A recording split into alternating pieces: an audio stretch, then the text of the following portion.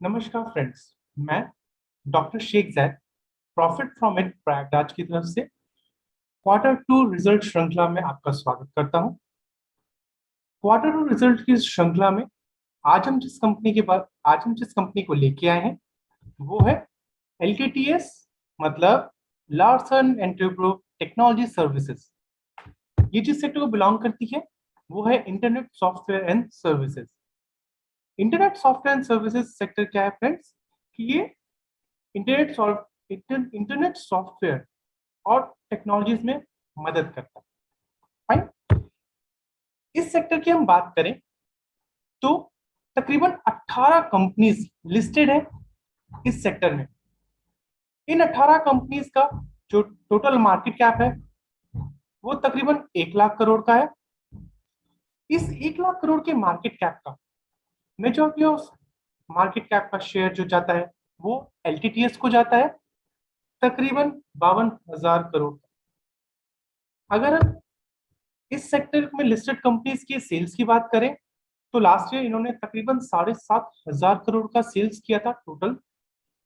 उस 7,500 करोड़ के सेल्स का जो मेजोरिटी ऑफ स्टेक है वो एलटीटीएस में गया था। मींस तकरीबन 5,500 करोड़ का सेल्स एलटीटीएस अकेले ने किया। अगर हम इस सेक्टर के प्रॉफिट की बात करें तो सेक्टर का प्रॉफिट ऑलमोस्ट 1.2 करोड़ का था और इस 1.2 करोड़ का मेजोरिटी ऑफ स्टेक्स एलटीटीएस का था, जो कि तकरीबन 600 करोड़ का था, 650 करोड़ का। यहीं पे अगर हम इस सेक्टर की नेट प्रॉफिट मार्जिन की बात करें, नेट प्रॉफिट मार्जिन क्या फ्रेंड्स? नेट प्रॉफिट मार्जिन हम बोलते हैं कि कोई भी कंपनी अपने रेवेन्यू का कितने परसेंट प्रॉफिट में ले जा रही है। तो नेट प्रॉफिट मार्जिन सेक्टर का एवरेज तकरीबन 15% है। वहीं पे एलटीटीएस का जो नेट प्रॉफिट मार्जिन है वो है 12%। और ये 12% भी एक खराब फिगर नहीं है, राइट फ्रेंड्स। अगर हम रिटर्न ऑन इक्विटी की बात करें, रिटर्न ऑन इक्विटी क्या होती है फ्रेंड्स? रिटर्न ऑन इक्विटी हम कहते हैं कि जो किसी भी कंपनी के पास रिजर्व है प्लस जो उसकी इक्विटी है उसके अगेंस्ट वो कितना प्रॉफिट जनरेट कर रही है।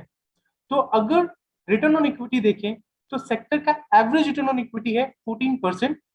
वहीं पे एलटीटीएस का रिटर्न ऑन इक्विटी है 19%।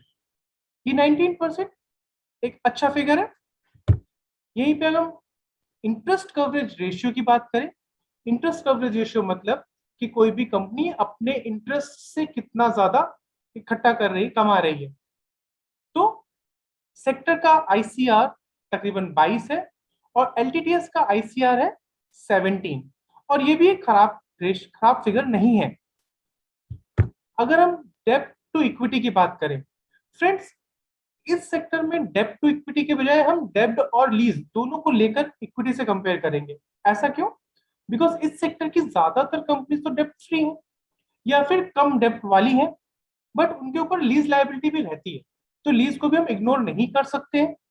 तो डेब्ट टू इक्विटी अगर हम सेक्टर का एवरेज देखें वो 7% है और एलटीटीएस का है 12%। फ्रेंड्स, एलटीटीएस एक डेब्ट फ्री कंपनी है, बट यहाँ पे जो इसकी लायबिलिटी है वो लीज लायबिलिटी है, राइट फ्रेंड्स। तो चलिए एलटीटीएस से थोड़ी दोस्ती करते हैं। LTTS means Larsen and Toubro technology services.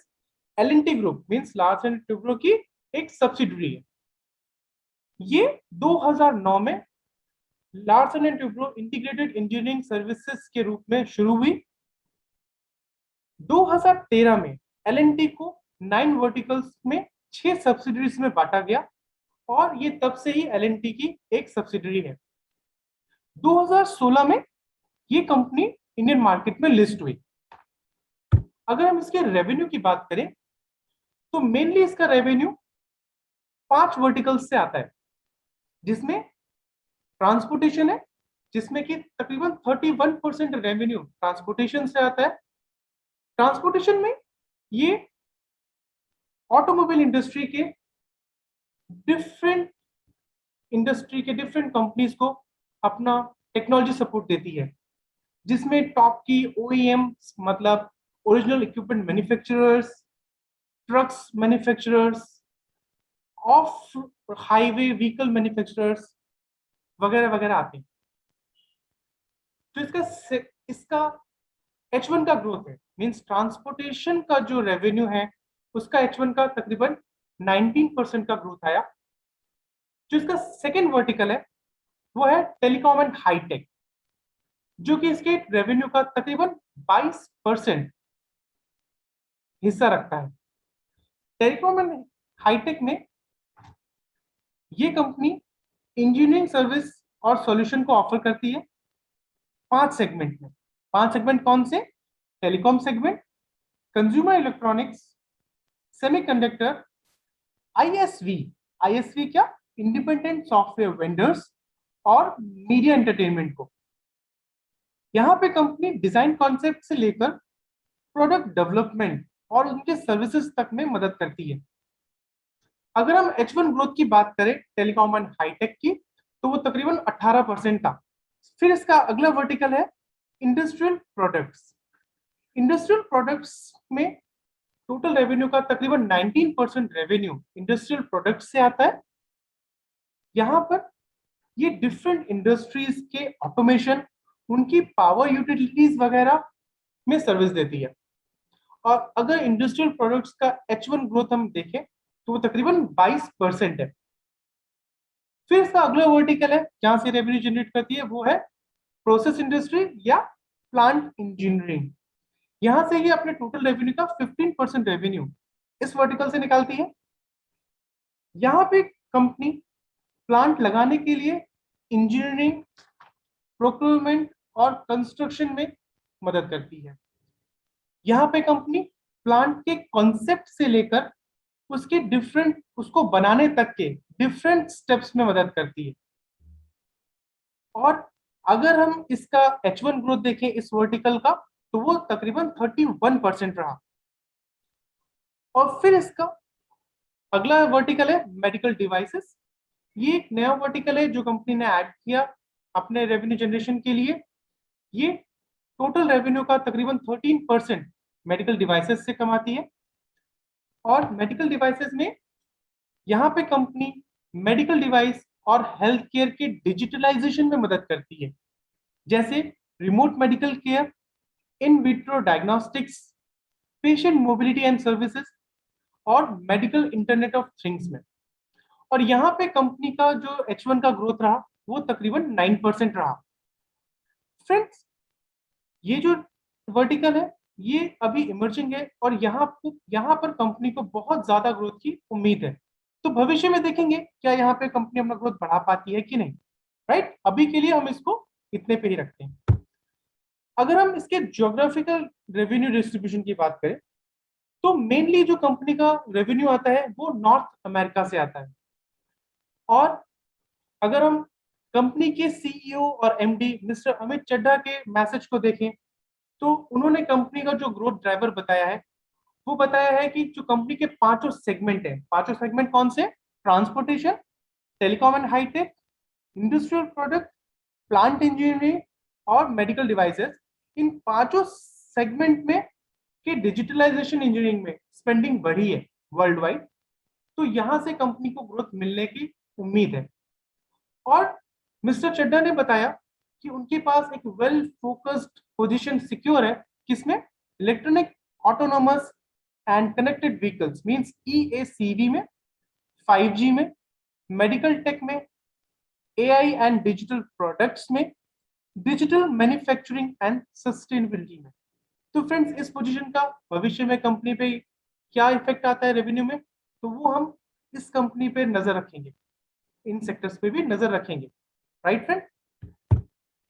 तो अगर हम कंपनी के शेयर होल्डिंग पैटर्न को देखें तो कंपनी का शेयर होल्डिंग पैटर्न अगर हम प्रोमोटर्स के स्टेक के अलावा देखें तो तकरीबन 16% स्टेक प्रोमोटर के स्टेक के अलावा, 74% स्टेक के अलावा 16% स्टेक बड़े इन्वेस्टर्स मींस म्यूचुअल फंड्स और FPI के पास में है और तकरीबन 10% स्टेक पब्लिक के पास में है।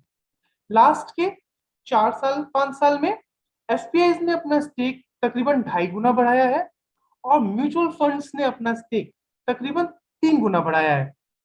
अगर हम कंपनी के हॉरिजॉन्टल ग्रोथ की बात करें, horizontal growth means revenue growth की बात करें, तो 2016 में जहां पे ये कंपनी तकरीबन 3000 करोड़ का रेवेन्यू जनरेट करती थी, 2021 में इसने तकरीबन 5500 करोड़ का रेवेन्यू जनरेट किया, मींस 12% CAGR से। अगर हम क्वार्टरली रिजल्ट की बात करें तो 9 मंथ में -4% का रेवेन्यू था, वहीं पे H1 इस साल के H1 आते आते इसने +20% का रेवेन्यू जनरेट किया। इट मींस एक पॉजिटिव ट्रेंड है, और इस पॉजिटिव ट्रेंड को हम अगर इस साल का एक्सपेक्टेशन रखें तो शॉर्ट टर्म का जो हमारा एक्सपेक्टेशन है वो तकरीबन 24% रेवेन्यू जनरेशन के लिए, और लॉन्ग टर्म का जो रेवेन्यू ग्रोथ होगा वो तकरीबन 15% का रेवेन्यू ग्रोथ होगा। इस 24% का ग्रोथ और लॉन्ग टर्म का 15% का ग्रोथ को देखते हुए 2022 में हमें उम्मीद है कि कंपनी तकरीबन 6500 करोड़ का रेवेन्यू जनरेट करेगी, और 2030 आते आते ये कंपनी 20,000 करोड़ प्लस का रेवेन्यू जनरेट कर रही होगी। फ्रेंड्स, अगर प्रॉफिट की बात करें तो 2016 से लेकर 2021 तक में कंपनी ने अपना प्रॉफिट 400 करोड़ से बढ़ाकर तकरीबन 600 करोड़ पे ले आया, तकरीबन 10% के CAGR से। फ्रेंड्स, अगर जब हमने रेवेन्यू ग्रोथ देखा तो रेवेन्यू ग्रोथ में भी ये पिछले 3-4 साल एक स्टेगनेंट था। ऐसा क्यों था? बिकॉज ये वो साल थे जब कंपनी की डिपेंडेंसी बहुत ज्यादा ऑटोमोबाइल सेक्टर पे थी, और ऑटोमोबाइल एक म्यूटेड फेज में था। धीमे धीमे कंपनी ने अपना पोर्टफोलियो डाइवर्सिफाई किया, जिससे कि उसका जो रेवेन्यू अलग अलग सेक्टर से आने वाला था वो बढ़ा, तो हमको अच्छा ग्रोथ अभी देखने को मिलने जा रहा है। यही चीज हम प्रॉफिट में भी देखते हैं कि पिछले 4-5 साल में प्रॉफिट का ग्रोथ बहुत अच्छा नहीं रहा, बट जैसे जैसे ये अपने प्रॉफिट को अलग अलग सेगमेंट से लेना शुरू करेगी तो हम यहाँ पे भी एक अच्छा प्रॉफिट ग्रोथ उम्मीद करेंगे। अगर हम 9 मंथ की बात करें तो लास्ट ईयर 9 मंथ में -24% का प्रॉफिट था, ईयर एंड पे -19% का रहा, Q1 में 84% का प्रॉफिट ग्रोथ दिया, और H1 में 58% का। फ्रेंड्स, यहाँ पे Q1 और H1 की जो डेटा हमने देखे वो एक लो बेस की वजह से इतनी ज्यादा दिख रहे हैं, तो हमें ये एक्सपेक्टेड है कि ईयर एंड आते आते 2022 में शॉर्ट टर्म जो हमारा प्रॉफिट ग्रोथ होगा वो तकरीबन 50% का, और लॉन्ग टर्म का जो प्रॉफिट ग्रोथ होना चाहिए वो तकरीबन 15% का होना चाहिए। इस शॉर्ट टर्म प्रॉफिट ग्रोथ और लॉन्ग टर्म प्रॉफिट ग्रोथ के हिसाब से हम 2022 में ही कंपनी को 1000 करोड़ का प्रॉफिट करते हुए देखेंगे, और 2030 आते आते ये कंपनी तकरीबन 3000 करोड़ का प्रॉफिट कर रही होगी। राइट फ्रेंड्स, तो इस प्रॉफिट के हिसाब से अगर हम 2022 का फॉरवर्डेड ईपीएस निकालें तो 2022 का फॉरवर्डेड ईपीएस होता है 95, और इस हिसाब से जो इसकी इंट्रिंसिक वैल्यू होगी वो है 1762। वहीं पे 2030 का फॉरवर्डेड अगर हम ईपीएस निकालते हैं तो वो होता है 291, 291, और इसकी जो इंट्रिंसिक वैल्यू होती है वो होती है 5390। फ्रेंड्स, इंट्रिंसिक वैल्यू का मतलब ये नहीं है कि ये कंपनी इस प्राइस पे आ जाएगी, बिकॉज जो भी अच्छी कंपनीज होती है वो रेयरली अपने इंट्रिंसिक वैल्यू पे आती है, बिकॉज मार्केट को उन पे ज्यादा भरोसा होता है। तो अगर बाई चांस किसी वजह से ये इंट्रिंसिक वैल्यू पे आती है तो ये बहुत अच्छा बाइंग लेवल होगा, बट यहाँ पे आना बहुत मुश्किल है। तो इसके चार्ट को हम देखते हैं कि भाई अभी चल क्या रहा है चार्ट में। तो अगर हम चार्ट को देखते हैं तो ब्रेकआउट के बाद में इसने एक बहुत अच्छा रैली दिया। ब्रेकआउट के बाद में जो रैली दिया यहाँ से ही वो तकरीबन 4,000-5,000 तक पहुंच गया। अगर हमने 1 लाख रुपए 2016 में इन्वेस्ट किए होते अपने, तो आज वो तकरीबन 7 लाख के आसपास होते, साथ में डिविडेंड मिलता, सो अलग। मींस इस कंपनी ने इतना प्रेशर होने के बावजूद वेल्थ क्रिएट करके दी है। राइट फ्रेंड्स, अगर हम इसके बाइंग लेवल को देखें तो बाइंग लेवल ऑलमोस्ट 4100 से लेके 3050 के बीच का है।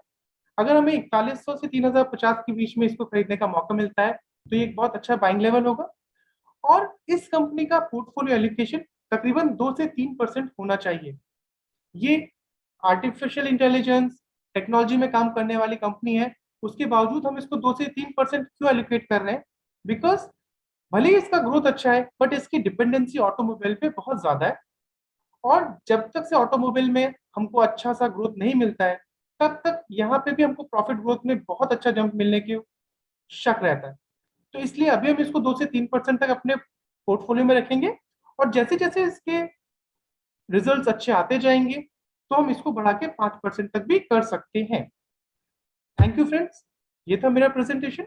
एंड लास्ट में डिस्क्लेमर कि ये प्रेजेंटेशन सिर्फ एजुकेशनल पर्पस के वजह के लिए है, और किसी भी चीज को खरीदने या बेचने से पहले अपने फाइनेंशियल एडवाइजर से राय जरूर लें। Thank you so much, and thanks to Piyush sir and profit family मुझे ये मौका देने के लिए। Thank you.